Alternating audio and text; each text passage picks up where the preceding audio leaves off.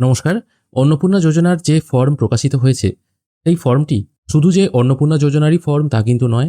এখানে কিন্তু পরিবারের তথ্যও কালেক্ট করা হচ্ছে।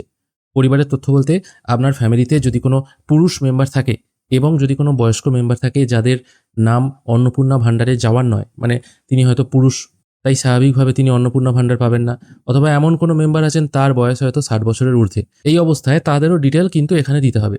এবার এই অবস্থায় দাঁড়িয়ে আপনাদেরও এই প্রশ্নটা হয়তো মনে আসবে, যেহেতু এখানে সবারই ডিটেল দিতে হচ্ছে। এই আপনাদের বাড়িতে দেখা গেল এমন কোনো মেম্বার নেই যিনি অন্নপূর্ণা ভাণ্ডার বা অন্নপূর্ণা যোজনা পাবেন।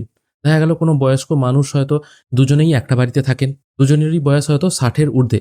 অথবা হয়তো দেখা গেল কোনো ফ্যামিলিতে কোনো মহিলা সদস্যই নেই, অথবা কোনো জায়গায় হয়তো একজনই মহিলা সদস্য, তিনিই একাই হয়তো একটা পরিবার, কিন্তু তার বয়স আবার এই 25 থেকে 60-এর মধ্যে নয়।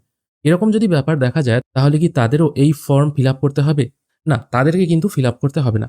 কারণ এখানে বলা হয়েছে, যদি আপনার পরিবারে অন্নপূর্ণা ভাণ্ডার পাবেন বা লক্ষ্মীর ভাণ্ডার পাচ্ছিলেন, এরকম কোনো মেম্বার যদি থাকে, তাদেরকেই ডিটেল দিতে হবে।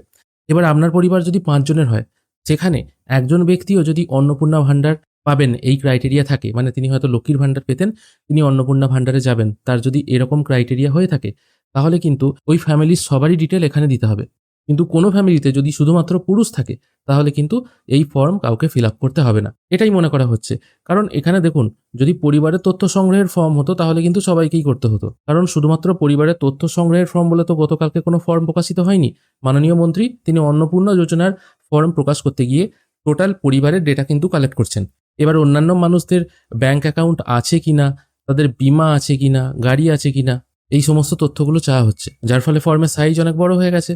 এই জন্য বলছি, যদি আপনার পরিবারে কোনো লক্ষ্মীর ভাণ্ডার পাওয়া কোনো মেম্বার না থাকে, অথবা পরিবারে যদি সবাই পুরুষ হয়, তাহলে কিন্তু তাদের এই ফর্ম ফিল আপ করার কোনো দরকার নেই। আশা করি জিনিসটা আপনাদের বোঝাতে পারলাম। ধন্যবাদ।